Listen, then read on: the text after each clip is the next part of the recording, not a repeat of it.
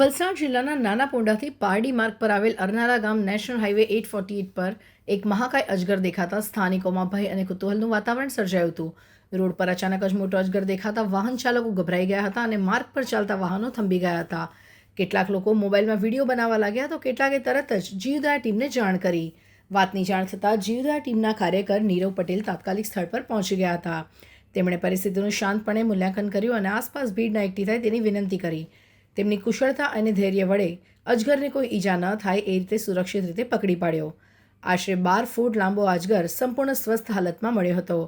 પકડ્યા બાદ તેને યોગ્ય પ્રક્રિયા અનુસાર નજીકના જંગલ વિસ્તારમાં લઈ જઈને સુરક્ષિત રીતે મુક્ત કરવામાં આવ્યો હતો. આ સમગ્ર બચાવ કામગીરી દરમિયાન લોકો જીવદયા ટીમના સમર્પણ અને બહાદુરીને જોઈને આશ્ચર્યચકિત થઈ ગયા હતા. ગ્રામજનો તથા માર્ગ પરથી પસાર થતા વાહન ચાલકોએ નીરવ પટેલ અને જીવદયા ટીમના આ માનવતાપૂર્ણ કાર્યની હૃદયપૂર્વક પ્રશંસા કરી હતી.